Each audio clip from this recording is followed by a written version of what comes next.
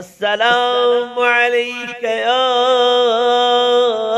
ابا عبداللہ۔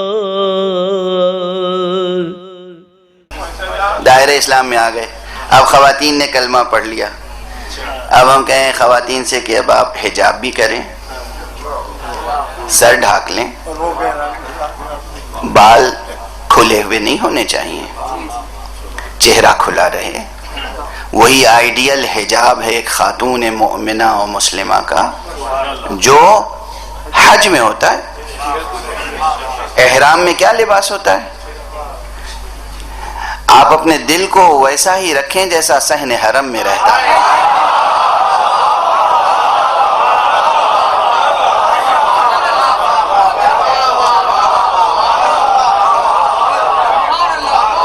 آپ اپنی سوچ، تمام مرد مسلمان، تمام عورتیں مسلمان، تمام مسلمان مرد و عورت اپنے دل کو، دماغ کو اسی طرح رکھیں، ویسا ہی صاف شفاف پاکیزہ جیسا صحن حرم میں رہتا ہے۔ تو وہی حجاب آپ کے لیے آئیڈیل حجاب ہے اور کافی ہے جو احرام میں ہوتا ہے، اور یہ واجب ہے۔ اب ہماری بیٹیاں، ہماری بہویں، ہماری بہنیں تیار نہیں ہوتی صاحب، اور کچھ زیادہ کہیے تو کہیے لا اکراہ فی الدین۔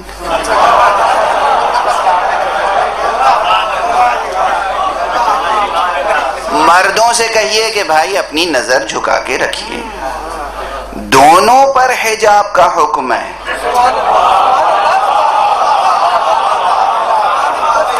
برابر سے حکم ہے۔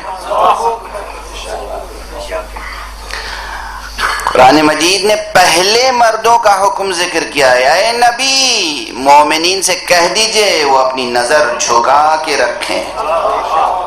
اے نبی مومنات سے کہہ دیجئے کہ وہ اپنی نظریں جھکا کے رکھیں۔ دونوں کو نظر جھکانا ہے۔ اور اگر خواتین کے لیے یہ اجازت ہے کہ وہ چہرہ کھلا رکھیں تو اس کے یہ معنی نہیں ہے کہ مرد کو اجازت ہے کہ ان کے چہرے پہ نظر ڈالیں، دو مسئلے الگ الگ ہیں۔ ان کی سہولت کے لیے کہا گیا چہرہ کھلا رکھیں، لیکن مرد کو یہ اجازت نہیں ہے کہ ہر کھلے ہوئے چہرے پہ نظر ڈالیں۔ نظر ڈالنے کے احکام الگ ہیں، چہرہ کھولنے کے احکام الگ ہیں۔ وہ عورت کا حق ہے کہ چہرہ کھولے، یہ مرد کے لیے حرام ہے کہ وہ نظر ڈالے۔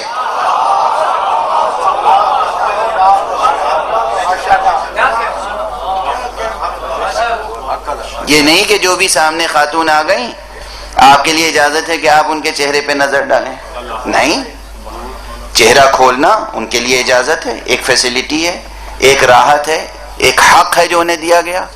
آپ کو یہ حق نہیں دیا گیا کہ آپ ان کے چہرے پہ نظر ڈالیں جب تک کہ کوئی مجوز شرعی نہ ہو، جب تک کہ شریعت کی طرف سے کوئی جواز نظر نہ ہو، اس وقت تک آپ کو حق حاصل نہیں ہے۔ اب آپ کسی سے کہیے، وہ کہیں گے صاحب لا اکراہ فی الدین، یا کسی اور محرمات میں سے کسی چیز سے روکیے یا کسی واجب کا حکم دیجیے، امر بالمعروف اور نہی عن المنکر کے لیے کسی سے کچھ کہیے۔ آج یہ مجلس جس امام کی یاد میں منعقد ہوئی ہے، چوتھے امام، امام زین العابدین،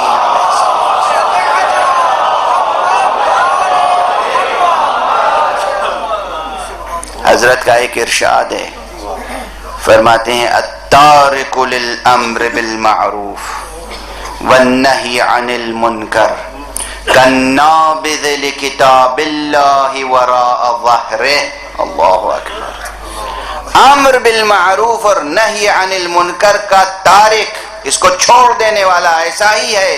اب میں اس جملے کی شدت کو اپنی زبان میں بیان کرنے کی کوشش کر رہا ہوں، ایسا ہی ہے جیسے کوئی کتاب خدا کو اپنی پشت کے پیچھے ڈال دے،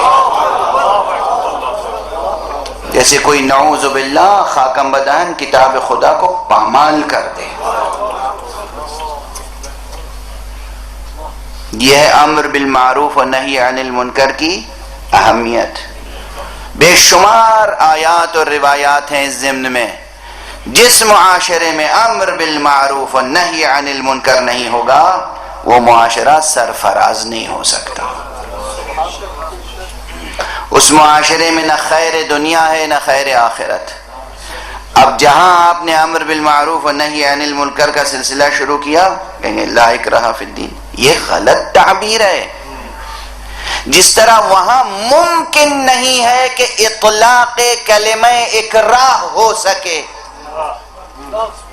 اصول دین میں اکراہ ممکن نہیں ہے، ویسے ہی فروع دین میں ایک مسلمان کے لیے اسلام قبول کرنے کے بعد اگر امر بالمعروف و نہی عن المنکر کیا جائے تو ممکن نہیں ہے کہ وہ تخیل کرے کہ یہ اس کے لیے اکراہ ہے. کیوں؟ توجہ رکھیے گا، ایک تشبیہ، ایک تمثیل، مثال عرض کر رہا ہوں. کوئی پیاسا ہو، اس کے پاس پانی نہ ہو، تو اس کو بجبر، باکراہ، بظاہر کسی سرد اور خنک اور شیریں چشمے تک لے جانا اکراہ نہیں کہلاتا.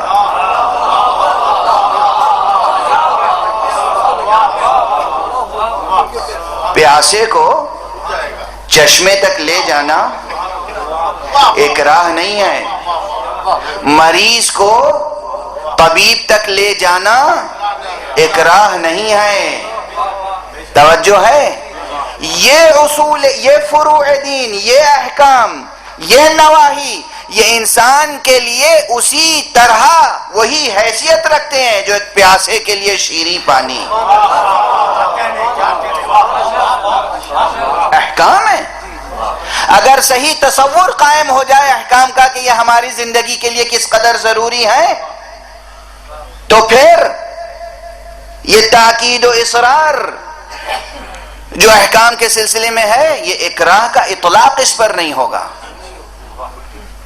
جو معنویت ہے اکراہ میں نا، جبر و اکراہ میں، وہ معنویت کا اطلاق نہیں ہو سکتا.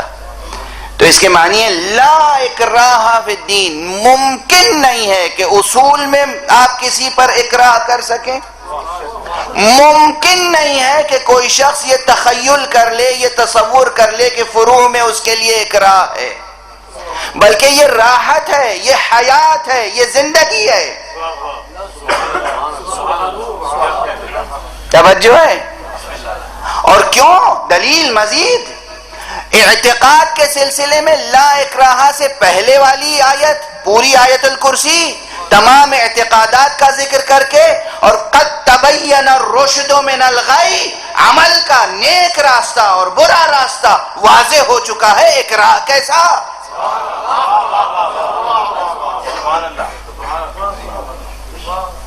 یعنی آپ کسی ماہر مشاق پیشور جھوٹے سے کہیے سچ بولو، وہ کہے آپ جبر کر رہے ہیں.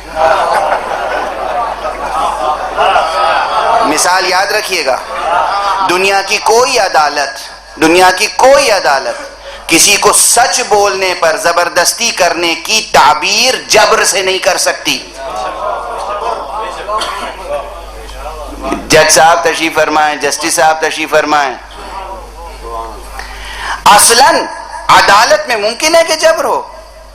جب گواہان پیش ہوتے ہیں، شاہد پیش ہوتے ہیں، ملزم پیش ہوتے ہیں، تو سچ اگلوایا جاتا ہے اور کوئی نہیں کہہ سکتا کہ دیکھیے یہ ظلم ہو رہا ہے، یہ جبر ہو رہا ہے. جھوٹ بولوانے کے لیے اطلاق ہوگا اکراہ کا، سچ بولنے کے لیے جتنا بھی زور دیا جائے اس کے لیے اخلاق کی ڈکشنری میں، قانون کی ڈکشنری میں اکراہ کا اطلاق نہیں ہوگا.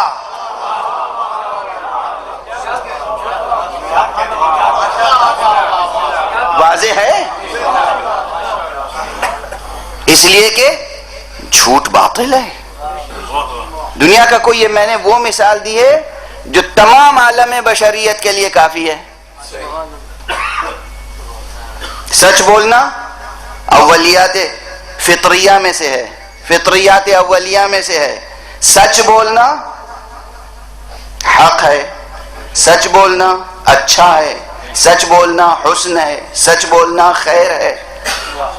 جھوٹ قبیح ہے، باطل ہے، فاسد ہے، مفسدہ ہے. اگر جھوٹ کوئی کسی سے کہا جائے کہ تم یہ جھوٹی گواہی دے دو، بعد میں وہ عذر کر سکتا ہے کہ صاحب انہوں نے جبرن مجھ سے جھوٹی گواہی دلوائی.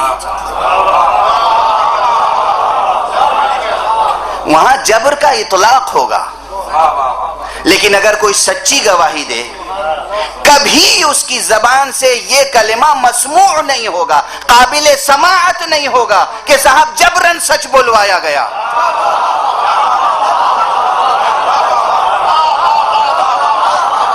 توجہ ہے؟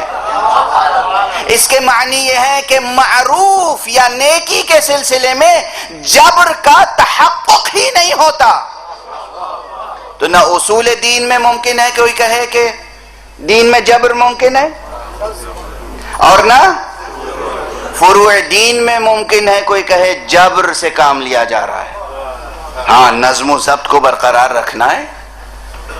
نظم و ضبط آپ کی زندگی اور آپ کے معاشرے کے لیے مفید ہے، ضروری ہے، لازم ہے، آپ کی دنیا اور آپ کی آخرت کی بھلائی کے لیے لازم ہے. اور جب یہ بات